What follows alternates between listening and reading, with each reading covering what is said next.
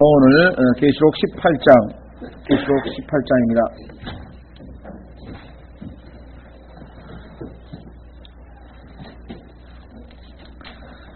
계시록 18장의 12절이죠.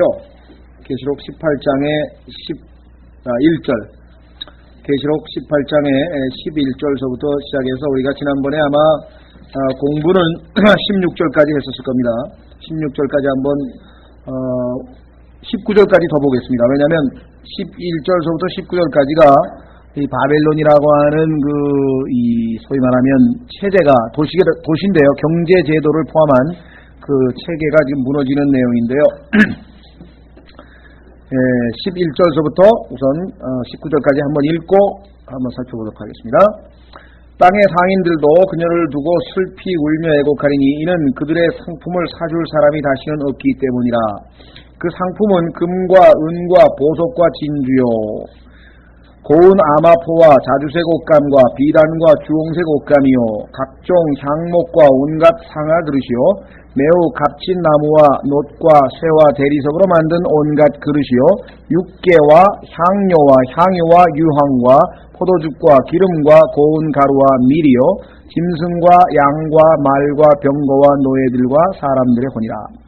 내 혼이 탐하던 열매들이 내게서 떠났으며 우아하고 보기 좋은 것들이 다 내게서 떠났으니 내가 다시는 그것들을 찾지 못하리로다.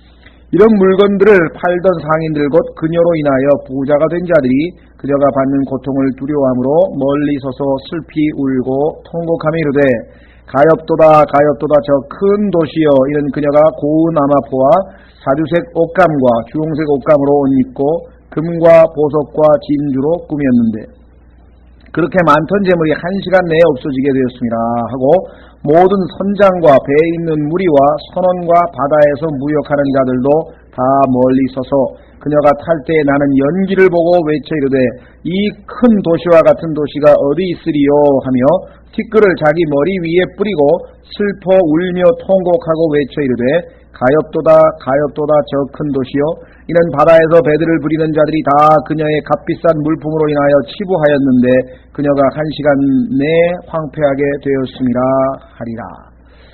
자, 이와 같이 멸망하는 그 소식을 듣고 20절에 이제 기뻐하는 무리들이 있죠. 그러니까 지금 11절서부터 19절까지 보면은 탄식하고 괴로워하고 슬퍼하고 애곡하고 하는 무리들과 20절에 기뻐하는 무리들과 이렇게 대조를 이루고 있는 것을 우리가 보게 됩니다. 이 땅에서도 마찬가지입니다. 이 땅에 이 세상 사람들이 반응하는 것과 어떤 사건이 벌어졌을 때 우리 그리스도인들이 반응하는 것은 항상 상반되게 마련이죠. 여기서도 지금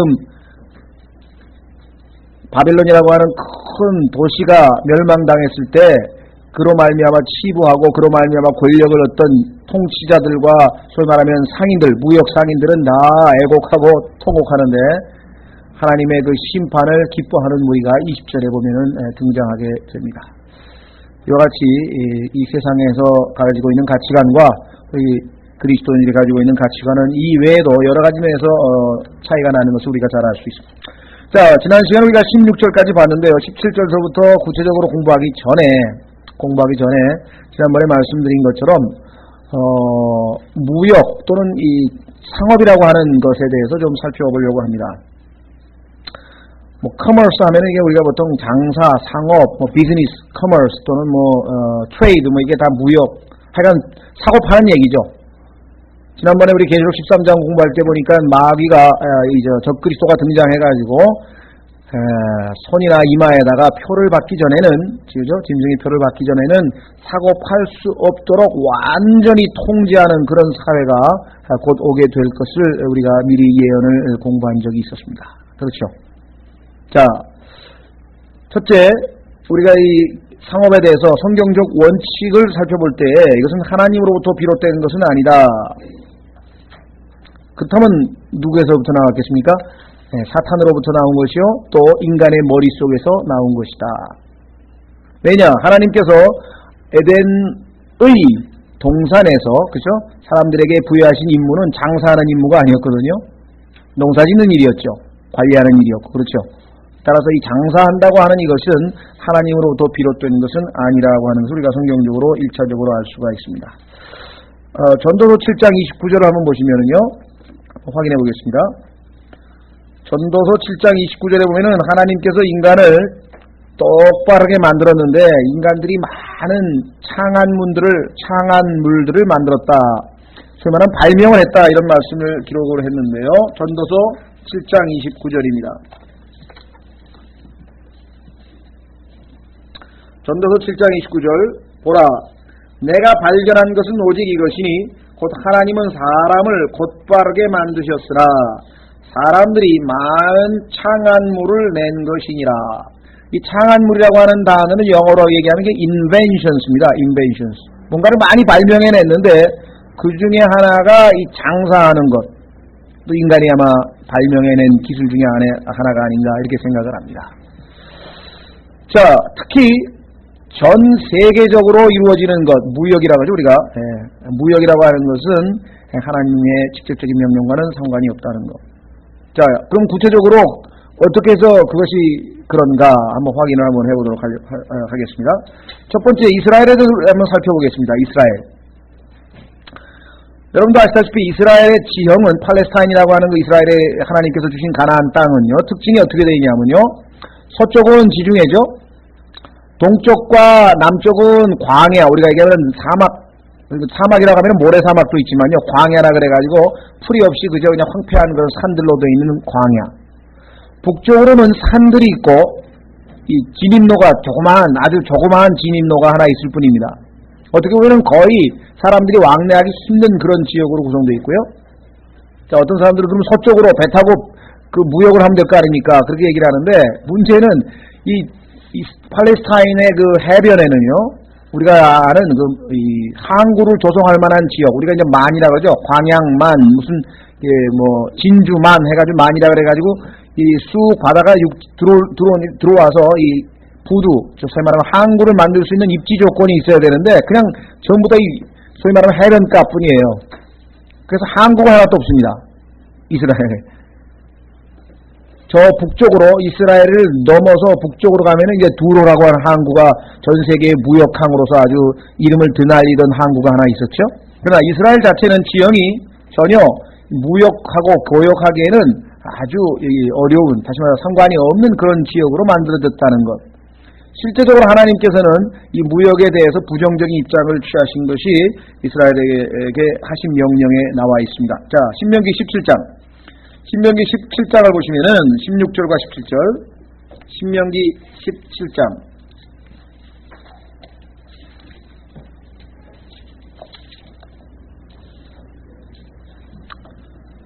(16절과 17절) 보겠습니다. 신명기 17장 16절과 17절. 하나님께서 이스라엘에게서 왕을 세울 때 몇 가지 조건을 제시했습니다. 하나님께서는요, 하나님이 이스라엘 왕인데 하나님 필요 없고 눈에 보이는 사람을 왕으로 달라고 요구하실 것을 이미 다 내다보시고, 만약에 그런 일이 벌어지게 되면 왕을 세울 때에는 이러이러한 왕을 세우라 했는데, 그 첫 번째는 이스라엘 민족 중에서 뽑아야 돼요. 그러니까 이스라엘이 예수님 대신에 시저를 왕으로 택했다고 하는 것은 하나님 명령에 1차적으로 어겼던 것이겠죠. 자, 여기 보시면은 그 조건 중에 하나가 뭐냐면 16절, 오직 왕이 된 자는 자기를 위해 말들을 많이 늘리지 말 것이요, 말들을 많이 늘리려고 백성을 이집트로 돌아가게 하지 말 것이나.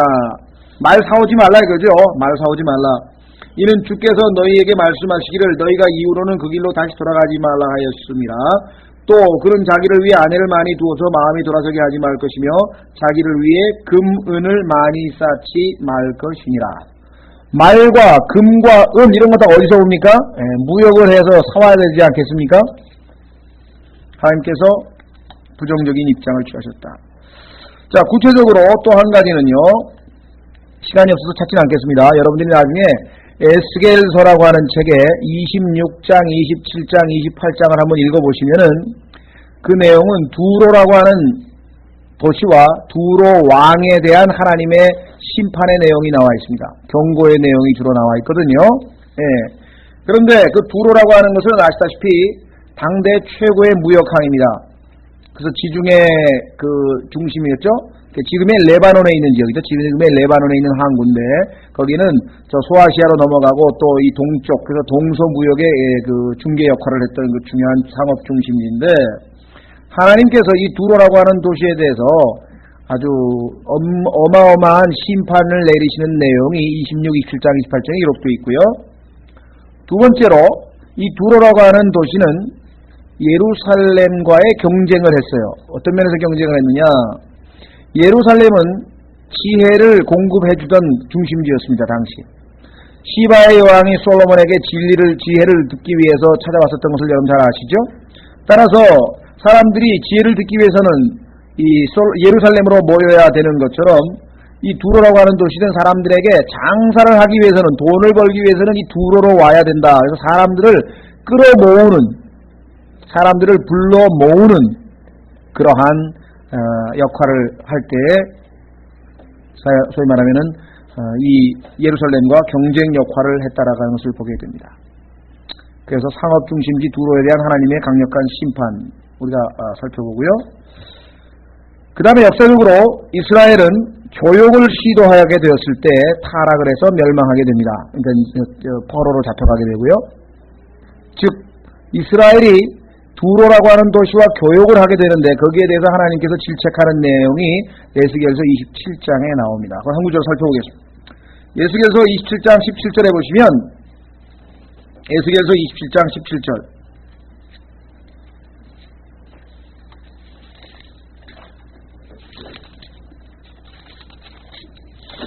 에스겔서 27장 17절 보시면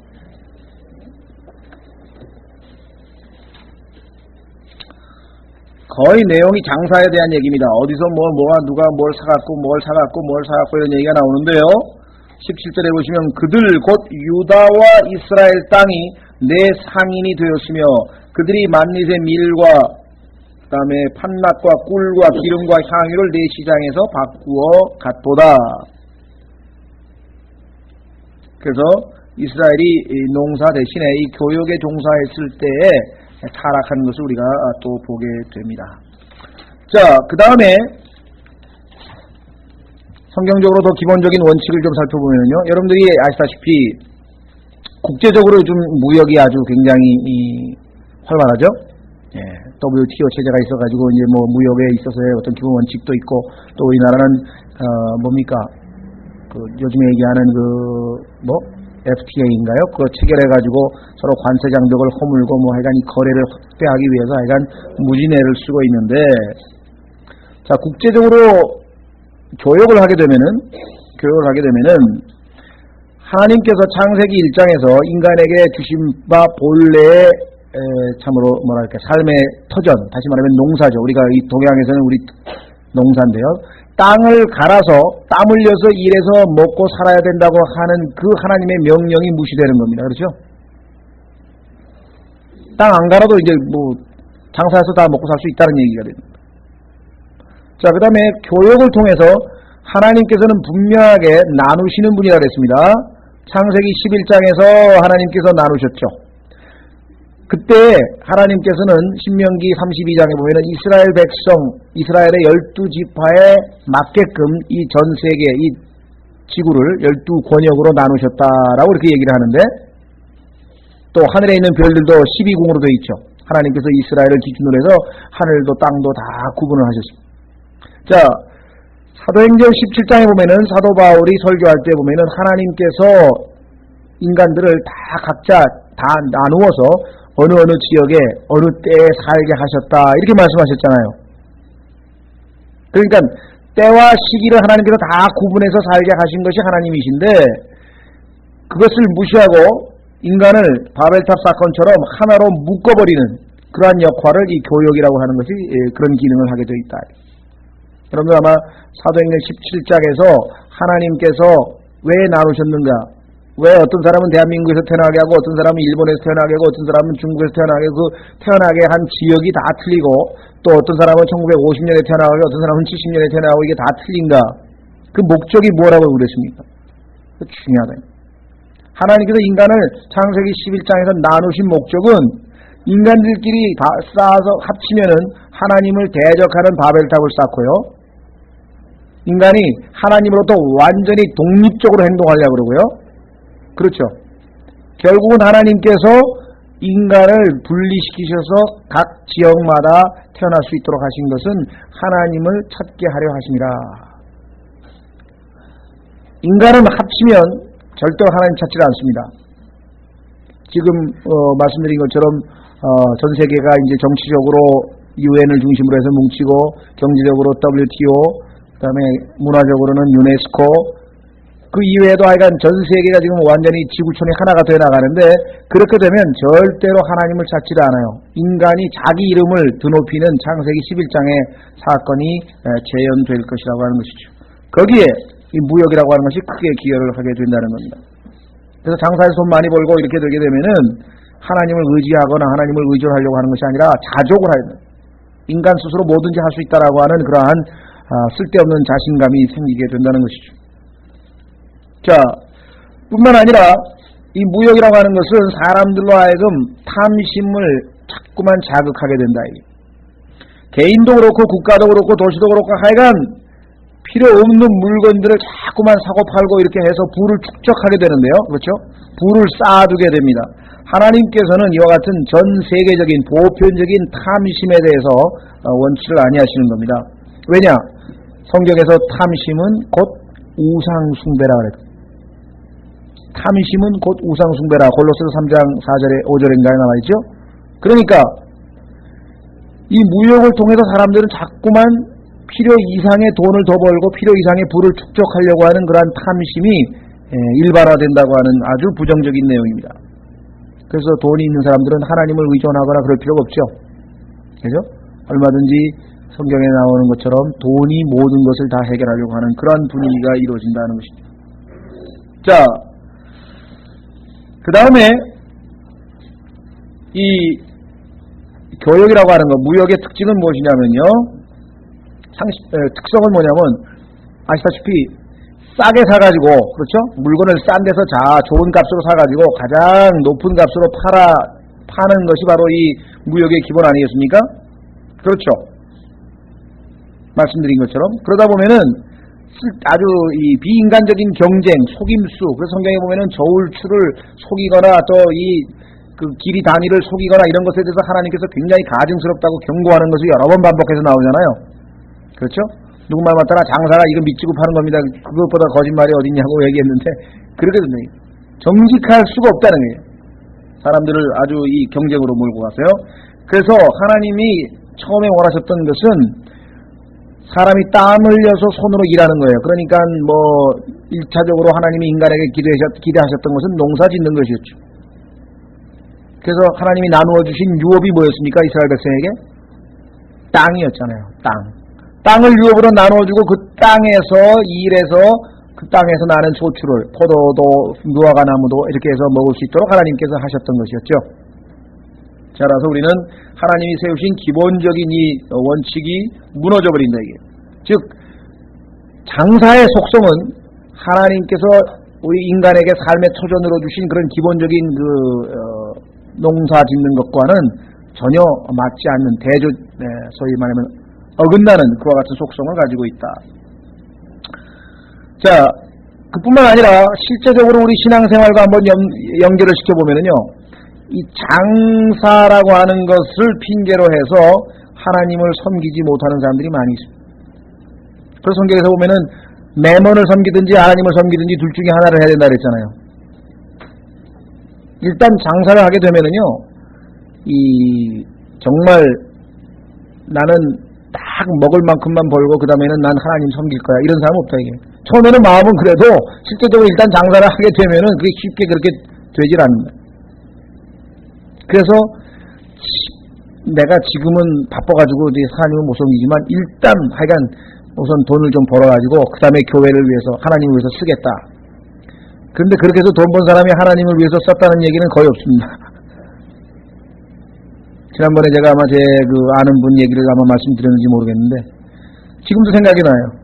선생님 그렇게 사지 마시고 주님께 헌신하십시오. 예. 김영재님, 제가 비즈니스만 조금만 해결되면 이제 주님을 위해서 내가 온몸을 바치겠습니다. 10년이 가도 여전히 비즈니스가 해결이 안 되는 게 비즈니스 문제가 아직도 해결이 안 되는 게 20년이 가도 여전히 또 비즈니스 얘기라는 거예요. 해결이 안 됩니다. 먹을 것과 입을 것이 있은즉 만족하라. 이 명령입니다. 명령. 하나님 말씀에 순종 안 하면 이건 불순종하는 거예요. 죄라고요. 죄. 근데 장사라고 하는 것이 먹을 거하고 입을 것 만족하는 거로 끝납니까? 그렇지 않다 이 말. 자, 그래서 우리는 많은 사람들이 장사를 핑계로 해서 하나님을 섬기지 못하고 있다는 것이 현실이라는 거죠. 실제적으로 영적 생활에 있어서. 자, 그 다음에 이 소위 말하면 상업주의, 장사를 통해서 부를 축적한다고 하는 이것이 얼마만큼 악한 것인가를 성경에서 볼 수 있는데, 오늘 18장에서 하나님께서 이 소위 말하면 상인들이 그렇게 안타까워하는 모습을 보여주면서 그것을 이 계시록 18장에 나와 있는 바벨론이라고 하는 거대한 이 소위 말하면 무역 중심지를 초토화시키는, 멸망시키는 것에서 우리가 한 가지 읽을 수 있죠. 그래서 이 상업이라고 하는 것은 항상 하나님을 의존하거나 이렇게 의지하는 게 아니라 항상 자족하고 자신감, 자기중심적으로 될 수밖에 없는 속성을 가지고 있다. 더더군다나 사고 팔 수 있는 것을 독점했죠. 계시록 13장에 보니까 짐승의 표를 받기 전에는, 그러니까 신앙 양심이나 자기의 원칙이나 이런 모든 것을 다 타협을 해야만 장사를 잘할 수가 있지. 적그리스도 체제 하에서는 더더군다나 계시록 13장에서 우리는 사고 팔 수 없게 만드는 그러한 강력한 권력을 행사하는 적그리스도. 따라서 이 장사라고 하는 것은 악할 수밖에 없다. 우리나라도에서도 소위 말하면 정경유착이라고 하는 말이 항상 붙어 다니는 말이 그거잖아요. 그렇죠? 정치권에다가 돈을 줘야 법을 어겨도 세무조사도 안 하고 뒷거래를 해도 넘어가고 하여간 그렇게 다 시스템이 그렇게 돌아가게 돼 있다. 그래서 악한 시스템이라고 하는 것을 우리가 보게 됩니다. 더더군다나 이 장사라고 하는 것이 하나님께서 세우신 기본적인 인간관계를 파괴시킨다 이 말이에요. 자, 장사 때문에 가정을 못 돌보고 이렇게 하다 보니까 가정 파괴되죠. 그렇죠. 또 하나님께서 우리가 지금 농사지어서 땀 흘려서 우리 손으로 일해서 먹고 살게 했는데 그거 안 하게 되니까 지금 우리나라도 지금 농촌이 지금 다 무너진다, 농촌의 일꾼이 다 떠난다, 노인들만 남았다, 이래가지고 지금 그런 그 농촌 문제가 전 세계적으로. 여러분들 농촌에 문제가 생기면 어떻게 되는 줄 아십니까? 다 죽는 거예요. 다 굶어 죽는 거예요. 이게 지금 전도서 한번 확인해 보겠습니다. 제가 왕들도요, 땅에서 나는 것으로 먹고 사는 거예요. 왕이라고 어디 가서 전도서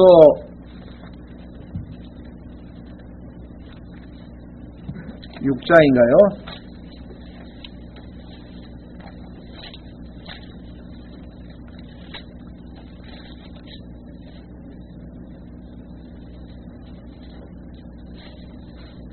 전도서 몇 장입니까? 왕도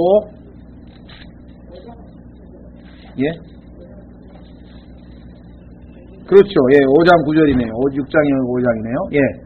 전도서 5장 9절 보시면은, 전도서 5장 9절에 보시면 하나님께서 인간에게 농사를 기본적으로 하나님께서 하도록 하신 것을 우리가 보게 됩니다. 또한 땅이 내는 이익은 모든 사람을 위한 것이니 왕도 친히 밭에서 나는 것으로 섬김을 받느니라. 지금 이 농부들이 홀대받는 시대가 이게 되면은 그래서 나중에는 식량 무기가 이제 그 무기화, 식량 무기화란 말이 있죠. 전 세계에 만약에 가뭄이 들어가지고 더 이상 재고가 없어서 교육을 할 수 없다. 쌀도 사고 팔 수도 없고 이제 다 왜? 자기 나라 먹고 살 것도 없으니까. 그러면 어떻게 되겠어요? 그야말로 식량이 무기화가 되는 셈이겠죠. 자, 그래서요 마지막으로 우리 이 장사, 소위 말하면 상업에 관해서 우리가 기억을 해야 될 것은 뭐냐면요, 이 상업이라고 하는 것은 영적인 죽음을 몰고 오는 겁니다.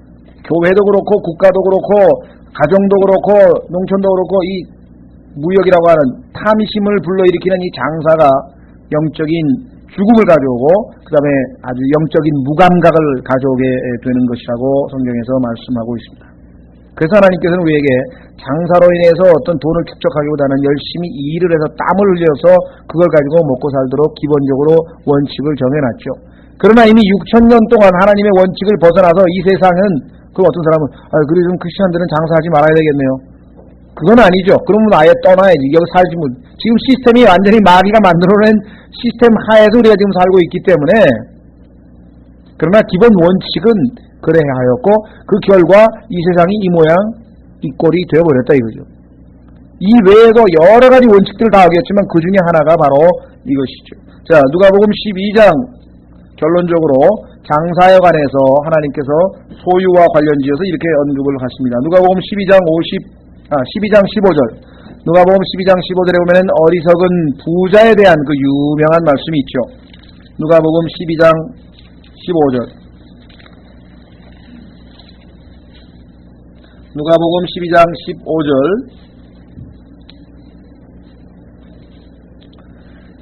사람들에게 이르시되 탐욕을 주의하고 조심하라. 이는 사람의 생명이 그의 풍부한 소유에 있지 아니하기 때문이라 하시느라. 왜 그렇습니까? 풍부한 소유는 오늘 계시록 18장에서 지금 금방 우리가 읽었듯이 한 시간에 뭐예요? 다 불타고 끝나는 거예요. 한 시간에 불타고 끝날 것에 인생을 건다? 요즘에 뭐 부자 아빠가 되는 방법이 뭐 부자 그래가지고 뭐 맨 부자 얘기만 나오는데요.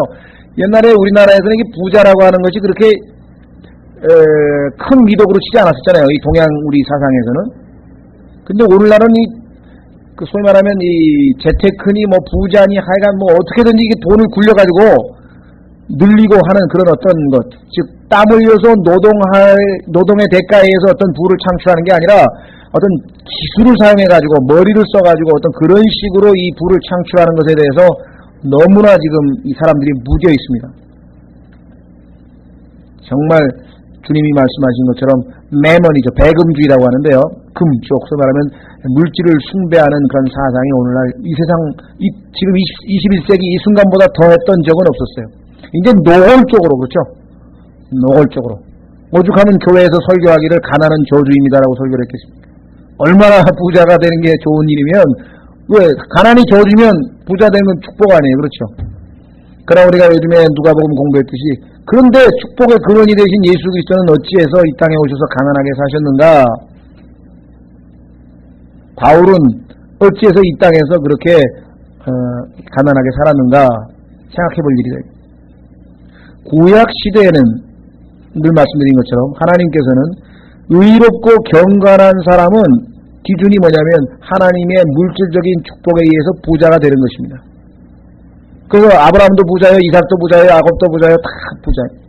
구약 시대에는 1차적으로 영적인 그러한 그 경건함에 하나님 앞에 합당한 그러한 의로운 삶에 대해서 보상이 물질적인 축복으로 주어진 것은 사실이죠. 그러나 신약에 오면은 분명하게 에베소 1장에서 말씀하시기를 내가 하늘에 있는 영적인 축복으로 너희를 복주었다. Spiritual blessings. 영적인 축복이 우선이 된다. 또 어떤 사람은 극단적으로 가가지고 그러면 그리스도인들은 물질적인 축복에 대해서는 그냥 그러나 성경에 보면은 디모데전서에 하나님께서 우리에게 모든 것을 주셔서 향유케 하신다 그랬다. 열심히 일해서 하나님이 물질적으로 보상해 주실 수도 있는 것이고요. 또 하나님께서 그 외에 여러 가지 방식으로 우리에게 물질적인 축복을 주실 수 있지만 1차적으로 신약에서는 하나님께서는 영적인 축복을 우리에게 주신 것이고 필요한 만큼의 물질적인 축복을 주실 수도 있다는 거죠. 그러니까 과거에 구약의 기준으로 물질적인 축복을 받았다. 그러면 그것이 곧 경건한 것이다. 이렇게 생각하면 안 됩니다. 오히려 그렇게 생각하는 사람하고 결별하라고 성경에 말씀. 디모데전서 6장 5절. 이게 아주 중요한 얘기입니다.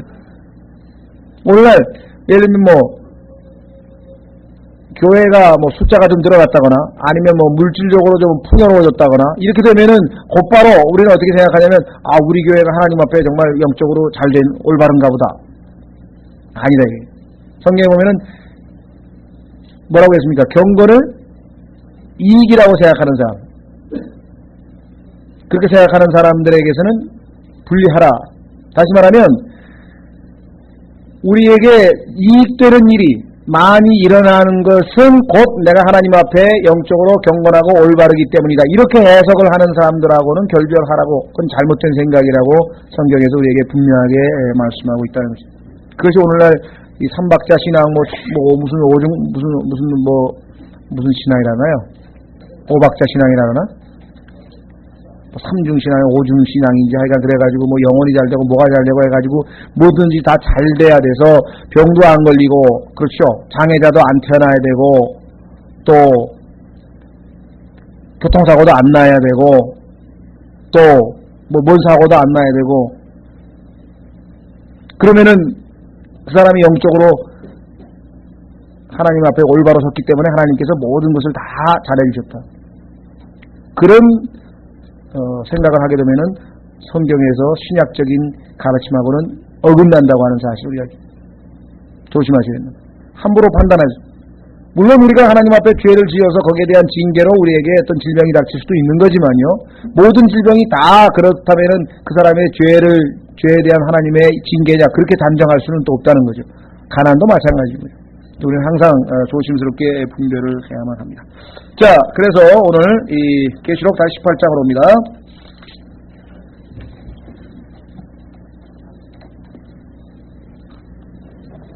자, 계시록 18장에서 우리는 11절서부터 19절까지 쭉 이 바벨론의 멸망에 대해서 살펴봤었는데요. 지난 시간에 우리가 16절까지 공부를 했습니다.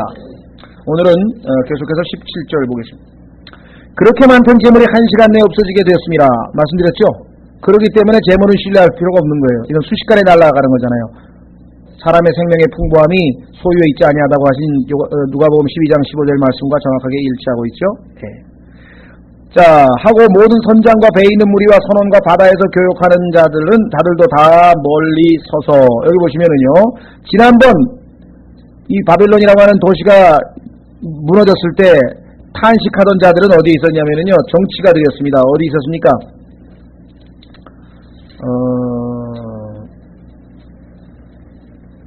9절, 그녀와 음행하고 호화로이 살던 땅의 왕들이 그녀가 탈 때에 나는 연기를 보고 그녀로 인해 슬퍼 탄식하며 애통할 것이요, 이렇게 나왔죠. 예. 그러니까 요번에는 이제 정치가가 아니고, 소위 말하면 통치자들이 아니고, 요번에는 상인들이네요. 두 번째 그룹이죠. 예, 또 다른 그룹이 하나 있다. 두 번째 그룹. 왜 사람들이 정경유착하는지 아시겠죠? 얼마나 밀접한 관계가 있는지. 예. 자, 계속해서 18절, 그녀가 탈 때에 나는 연기를 보고 외치로되 이 큰 도시와 같은 도시가 어디 있으리요 하며. 그리스도인들과 이 세상 사람들과의 차이점 중에 하나는 이 사람들은 과거에 화려했던 것들에 대해서 연연할 때가 많이 있어요. 그러나 우리 그리스도인들은 과거뿐만 아니라 성경에 말씀하시기를 뭐라 그랬습니까? 과거, 현재, 미래, 특히 앞으로 있게 될 복된 소망에 대해 우리가 늘 관심을 가지고 있는 것이죠. 예. 자, 이와 같은 이 큰 도시와 같은 도시가 어디 있으리요 하고 19절, 티끌을 자기 머리 위에 뿌리고 슬퍼 울며 통곡하고 외쳐 이르되. 자, 티끌을 던지는 풍습에 대해서는 이미 우리가 뿌리는 풍습에 대해서는 성경에서 여러 번 찾아와서 공부를 했었는데요. 한마디로 얘기하면은 그 상황이 절망적인 상황일 때 그렇게 행동을 하죠. 성경에 보면은 죽음과 그 다음에 장사 지내는 때, 그렇죠? 그럴 때에 이 티끌을 뿌리는 일들이 성경에 기록되어 있습니다. 우리가 다 찾아볼 수 없으니까 유명한 욥이 절망의 순간에 옷을 찢고 티끌을 뿌리는 장면은 여러분 잘 아시죠? 그렇죠? 예. 그래서 성경에 보면은 옷을 찢고 티끌을 뿌린다고 하는 것은 절망적인 상황, 죽음을 앞에 놓거나 아니면 사람이 죽었을 때, 장사 지낼 때 하는 일이라는 것을 여러분 잘 압니다. 자, 그래서 여기서 티끌을 뿌린다고 하는 것은 절망적인 상황이라고 하는 것을 우리가 다른 성경을 통해서 확인을 해보게 됩니다. 19절 계속해서 티끌을 자기 머리 위에 뿌리고 슬퍼 울며 통곡하며 외쳐 이르되 가엾도다 저 큰 도시여, 이는 바다에서 배들을 부리는 자들이 다 그녀의 값비싼 물품으로 인하여 치부하였는데 그녀가 1시간 내에 황폐하게 되었음이라 하리라. 아까 말씀드린 것처럼 한순간에 끝난다 그랬죠? 한순간에. 그래서 우리는 부에 대해서 하나님께서 우리에게 주신 그런 기준을 따라 행동하지 않으면 잘못하면은 이 매먼이라고 하는 돈, 물질, 부 여기에 잘못하면 노예가 될 수 있다. 계속해서 19절, 20절입니다. 자, 여기서부터 이제 그야말로 바벨론의 멸망을 두고 찬양을 부르는 전혀 다른 부류의 사람들이 등장하게 됩니다. 너 하늘아, 너희 거룩한 사도들과 대언자들아, 그녀로 인하여 기뻐하라. 이는 하나님께서 너희를 위하여 그녀에게 원수를 갚으셨음이라. 어떤 사람은 절망하고 괴로워하고 정말 비통해하는데, 그렇죠? 어디에서? 땅에 있는 거하고 있는 사람들은. 그런데 저 하늘에 있는 사람들은 지금 뭐예요? 기쁨으로 넘쳐 있어요. 하나님께서 원수를 갚으셨다. 여러분들, 하나님께 원수 갚아달라고 기도했던 무리들 계시록 6장 9절에 기억납니까? 제단 밑에 있던 혼들이 언제 우리를 원수를 갚아주냐고 했던 것 기억나시죠? 네. 자, 그래서 20절 그녀에게 원수를 갚으셨음이라. 자, 근데 여기 보면은 그녀로 인하여 기뻐하라 할 때 그 기뻐하라고 하는 명령에 화답하는 내용이 어디냐? 바로 19장입니다. 한번 보세요. 19장 1절서부터 6절까지에는 정말 기뻐하는 모습이 나오는데 할렐루야가 4번이 나오고요. 7번에 걸쳐서 음성이 찬양하는 모습이 나옵니다. 계시록 19장 1절부터 보시면은 우리가 공부는 좀 쉬었다 하겠습니다만은 1절부터 이 일들 후에 내가 들으니 하늘에서 많은 사람들이 큰 음성이 있어 이르되 할렐루야 구원과 영광과 존귀와 권능이 주 우리 하나님께 있도다. 자, 18장 20절에 기뻐하라 한 것에 대해서 지금 화답하고 있죠. 이는 그분의 심판들이 참되고 의롭기 때문이요 또 그분께서 음행으로 땅을 부패시킨 저 큰 음녀를 심판하시고 또 자신의 종들의 피의 원수를 그녀의 손에 갚으셨기 때문이라고. 그들이 다시 이르되 또 나옵니다. 할렐루야. 그러니까 여러분들도 우리 할렐루야 얘기하면 이게 나쁜 거 아닙니다. 어떤 분들은 하도 저희가 이제 순복음이라든가 이 은사주의 계통 사람들하고 거기에 대해서 비판을 많이 하니까 할렐루야 그러면 이제 저 사람 좀 은사주의 아니야 하고 벌써 이렇게 얘기하는데 그 할렐루야라고 하는 것 자체는 좋은 말이죠. 그거를 갖다가 나쁘게 남용을 해가지고 그냥 아무데나 그냥 할렐루야 그렇게 하니까 우리가 거기에 대해서 이 부정적으로 얘기했을 뿐이지 할렐루야 자체는 얼마나 좋은 겁니다. 그렇죠. 당연히 우리도 지금도 할렐루야 해야지만요. 앞으로 정말 영원토록 할렐루야 해야 될 날이 지금 여기 다가오고 있습니다. 자, 그들이 다시 이르기를 할렐루야 하니 그녀의 영기가 영원 무궁토록 올라가더라. 또 24 장로와 4 짐승이 엎드려서 왕좌에 앉으신 하나님께 경배하며 이르되 아멘 할렐루야 하니 아멘 할렐루야. 왕좌에서 한 음성이 나서 이르되 하나님의 모든 종들아 하나님을 두려워하는 자들아 작은 자든지 큰 자든지 너희는 다 우리 하나님을 찬양하라 하더라. 또 내가 들으니 큰 무리의 소리 같기도 하고 많은 물들의 소리 같기도 하며 우렁찬 천둥들의 소리 같기도 한 음성이 이르되 할렐루야. 4번째입니다. 주 하나님 곧 전능하신 분께서 통치하시는도다. 자, 그래서 1절서부터 6절까지가 그 18장 20절에 기뻐하라 라고 하는 그 하늘의 음성에 화답하는 내용들을 우리가 살펴보았습니다.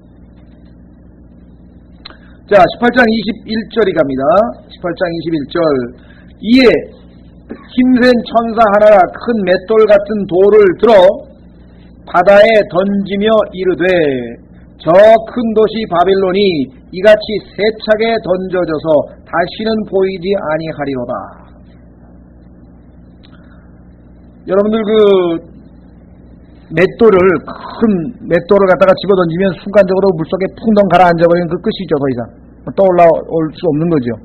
그러니까 그 맷돌을 집어 던져서 맷돌이 가라앉는 것을 바벨론의 그 멸망하는 모습으로 비유하셨다. 이렇게 한다면 그 어떤 의미입니까? 아주 순식간에 이루어진다. 갑작스럽게 이루어진다라고 하는 그런 거하고 그 다음에 정말 뭐라 그럴까요? 한번 잠기면은 더 이상 떠오를 수 없죠. 그러니까 심판이 완벽하게, 완전하게, 그죠? 완전성, 우리가 얘기하면은 급작하게, 급박하게 이루어진다. 그 다음에 완전하게 이루어진다. 그 다음에 내 던지는 거니까 어떡합니까? 아주 폭력성, 예를 들면 아주 거칠게, 그죠? 내 던지는 거죠. 부드럽게 지금 이렇게 뭐 어루만져주는 게 아니잖아요. 그냥 팍 집어 던지는 거 아니에요. 그래서 이 세 가지의 특성을 바벨론의 멸망에 대해서 묘사하시기 위해서 주님께서 이 묘사를 했는데, 성경에 보면은 이 장면이 성경에 몇 번 나오는데 그 중에 한 곳을 한번 살펴보겠습니다. 하나님께서 이 맷돌을 집어 던지는 내용은 성경에 몇 번에 걸쳐서 언급이 되는데요. 그 중에서 제일 우리에게 살펴볼 만한 곳은 뭐냐? 예레미야 51장입니다. 예레미야 51장 63절 64절에 보시면 예레미야 51장 63, 64절.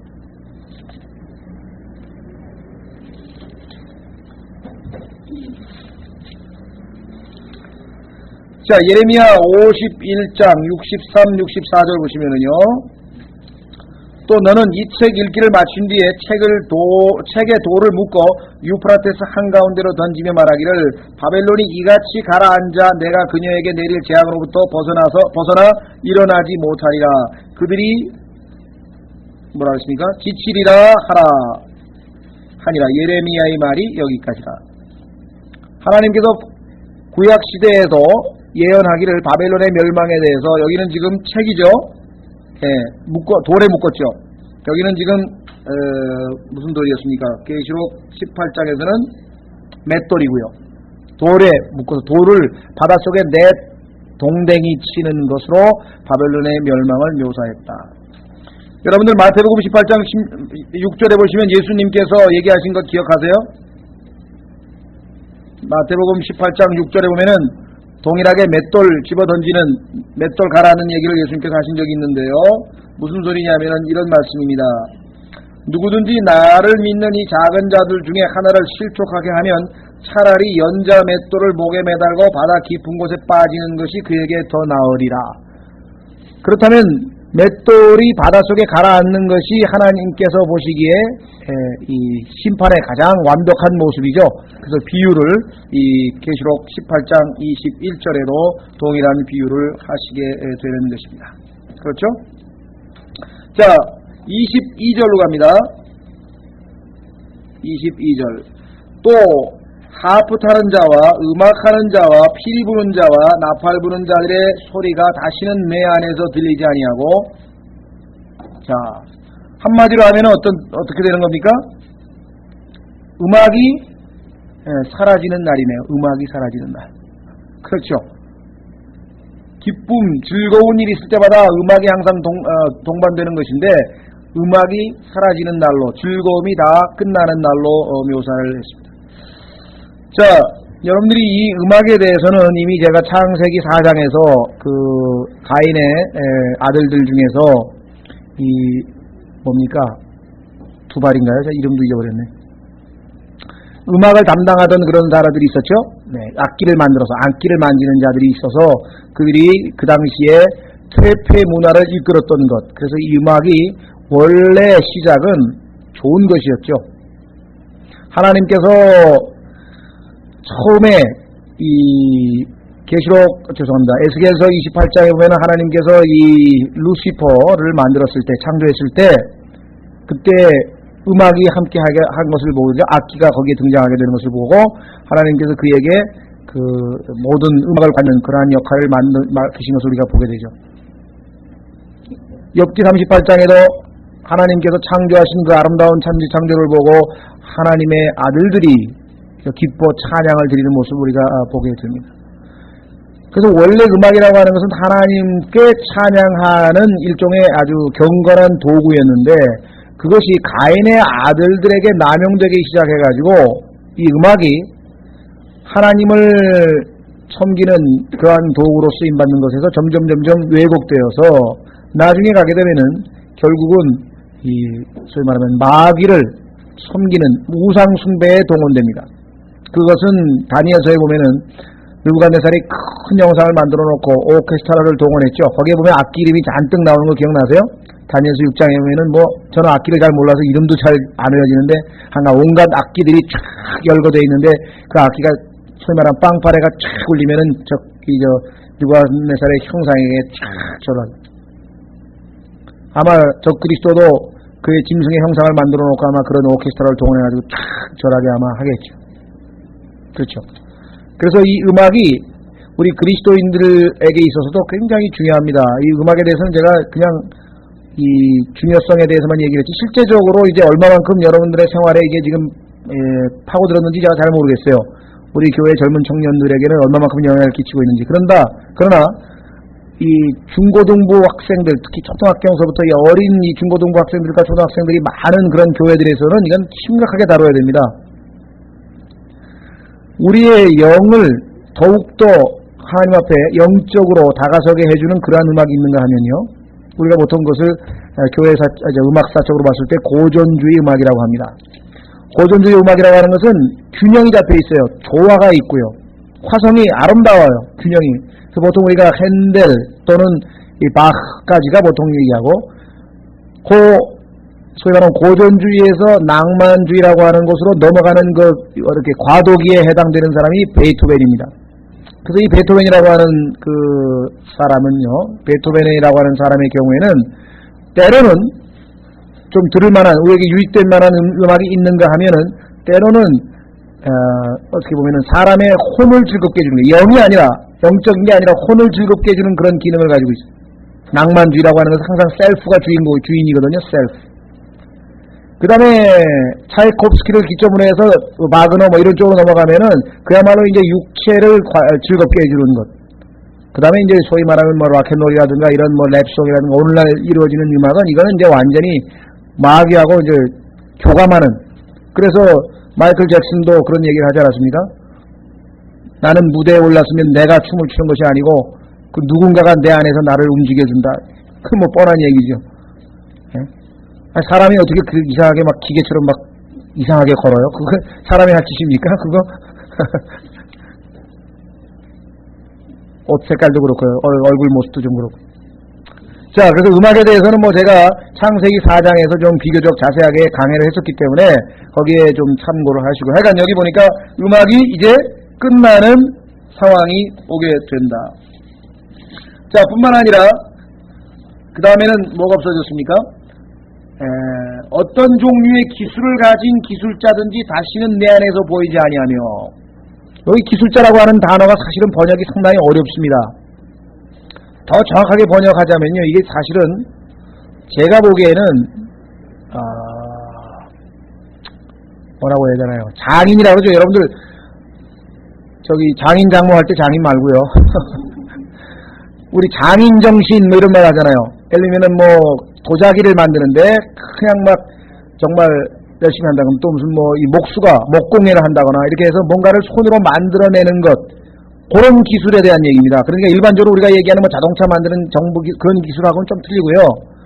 우리가 일반적으로 생각하는 테크니션 이런 의미가 아니라 크래프트맨이에요. 이 크래프트라고 하는 말은 손으로 뭔가를 크게 만드는데, 사실은 이 크래프트맨이라고 하는 이 손으로 만드는 이 기술이라고 하는 것은 뭐하고 연관이 되어 있냐면요, 우상하고 관계가 있어요. 이 손으로 크게 파가지고 말이죠, 이 돌부처도 만들고요, 뭐 나무로 목각으로 만들어가지고 하여간 뭔가 이 소위 말하면 우상, 이미지, 그거 만드는 것과 관련이 있는 겁니다, 사실은 이게. 그래서 이 크래프트맨이란 말이 구약에도 좀 나오는데요. 그래서 우상 숭배와 연관이 있는 그런 목공예 아니면 뭐 도자기 뭐 이런 거 만드는 기술입니다, 이게 사실은. 자, 어쨌거나 일단 여기 보시면은 어떤 종류의 기술을 가진 기술자든지 다시는 내 안에서 보이지 아니하며, 또 맷돌 소리가 다시는 내 안에서 들리지 아니하고, 맷돌 소리라고 하는 것은 먹는 거 아닙니까? 예. 또 등잔 불빛이 다시는 내 안에서 비치지 아니하며, 신랑과 신부의 음성도 다시는 내 안에서 들리지 아니하리니, 이는 내 상인들이 땅의 큰 자들이었기 때문이요, 또한 내 마법에 모든 민족들이 속아 넘어갔기 때문이라. 하나님께서 큰 바벨론이라고 하는 이 도시를 멸망시키는데 그 원인 중에 하나, 가장 핵심적인 이유를, 물론 앞부분에서 이제 죄에 대해서도 언급이 됐습니다만은 여기에 모든 민족들이 속아 넘어갔기 때문인데, 그 수단이 뭐냐? 마법이었다, 이게. 자, 그래서 우리는 이 마법이라고 하는 이 마술을 통해서 사람들을 속였다고 성경에서 얘기를 했는데, 어떤 마법이었느냐? 최면술인데 사람들로 하여금 정상적인 하나님께서는요 디모데 후서 1장 7절에 보면은 우리에게 그리스도인들에게는 세 가지를 주셨는데 하나는 두려워하는 영을 주신 것이 아니고 뭐라 그랬습니까? 권능의 영을 주셨다 그랬어요. 두 번째는 사랑의 영을 주셨다 그랬어요. 세 번째는 뭐냐면은 건전한 생각의 영을 주셨다. 건전한 생각의 영이라고 하는 것은 성령으로 충만할 때 우리가 모든 사리 판단을 합리적으로 올바로 영적으로 분별력 있게 내리는 거예요. 아, 이건 날 속이는 거구나. 이건 옳은 거구나. 그런데 그렇게 하지 못하고 아주 이 빛의 천사처럼 다가오는 마귀의 그럴싸한 그러한 잘못된 그러한 사상이나 교리나 철학이나 이러한 것들에 의해서 온 인류가 결국은 속임을 당했다. 그래서 이 오늘날 소위 말하면은 이 마귀가 사용하는 그러한 그 도구들은 우리가 생각하는 것처럼 과거에 뭐 이런 이 얼핏 보기에 끔찍하거나 무슨 정말 두렵거나 무섭거나 이런 표현, 이런 것들로 오늘날 속이는 것이 아니라 마귀가 나타날 때는 빛의 천사처럼 나타납니다. 너무나 그럴싸한 사상으로. 자, 휴머니즘 싫어하는 사람 봤어요? 휴머니즘. 인문주의, 인간을 인간답게. 그래서 휴머니스트들이 뭐라고 얘기합니까? 어떻게 하나님이 인간을 창조하셨는데 천부인권인데 어떻게 인간이 인간을 죽이느냐. 그래서 소위 말하면 거의 대부분의 휴머니스트들은 지금 사형제도를 반대합니다. 이 노무현 대통령도 지금 사형제도를 폐지를 적극적으로 찬성한다 그랬는데 그건 성경을 몰라서 하는 얘기죠. 사형제도를 폐지하면 틀림없이 범죄율이 급상승하게 되어 있습니다. 어느 나라든지. 역사의 교훈을 지금 모르고 있는 것이에요. 김대중 대통령 정부가 아마 자랑하는 것이 5년 동안 사형을 한 번도 집행을 안 했다. 요번에 죽을 사람 4명도 사면을 해줘서 감형을 해가지고 아마 이제 무기징역으로 만들고 지금 사형 수 중에서도 몇 명은 이제 다음 차기 정부로 넘기면 이제 사형 폐지법을 아마 만들 모양으로 지금 얘기를 하는 것 같은데요. 하나님의 정하신 법의 정면으로 도전하는 것이죠. 하나님께서 정하신 기본 원칙은 뭡니까? 사람을 죽였으면은 물론 고의적으로 죽인 겁니다. 실수로 죽인 것은 이제 도피성이라는 게 있고 다 다른 과실치사하고는 좀 틀립니다만은 고의적으로 의도적으로 죽인 것에 대해서는 반드시 죽이도록 되어 있습니다. 왜 죽은 사람에 대해서 인권을 생각하지 아니하고 그 죽인 사람에 대해서는 인권을 그렇게 생각해 주는지 모르겠다 이만. 그렇죠. 그래서 이 사형제도 폐지라고 하는 것이 얼핏 보면은 기독교 정신에 입각한 것 같고 좋은 것 같아가지고 거의 대부분의 그리스도인들이 찬성하고 나서는 거예요. 그런 식으로 다가온다 이 말이에요. 휴머니즘. 자, 환경운동. 이게 얼마나 좋습니까? 그렇죠? 환경운동. 그런데 그 환경운동 얼핏 보면은 자연을 아끼고 그다음에 환경을 보호하고 그다음에 이 오염물질을 억제하고 얼마나 좋은 겁니까? 거기에 대해서는 우리도 당연히 찬성하죠. 그리스도인들도. 또 그리스도인이 이렇게 오염물질을 내뿜는 무슨 업종에 종사한다거나 이런 걸 안 하는 것은 좋겠죠. 그러나 환경운동에 그 속으로 들어가게 되면은 결국 내용은 뭐냐면은 뭐예요? 자연이 곧 신이다 이 말이에요. 그래서 그게 환경운동을 주장하는 사람들의 기본적인 철학은 뭐냐면 our mother nature라고 그러는데요. 자연이 곧 우리의 어머니고 모든 인간의 생명이 다 자연으로부터 나오는 거니까 자연을 신으로 섬기는 것. 그럼 창조주 하나님이 아닌 피조물을 하나님보다 더 섬기는 로마서에 나와 있는 죄와 관련된 것이에요. 분별력이 없으면은 그래서 자연에 순해서 사는 것이 인간으로서 마땅한 도리다. 소위 말하면 이 동양의 노장 사상이라든가 이런 서양의 그런 자연 그런 주의라든가 자연을 우리의 생명의 근원으로 생각하는.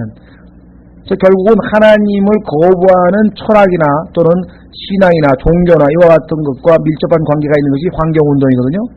환경운동 하는 사람들 중에서 크리스찬 있나 보세요.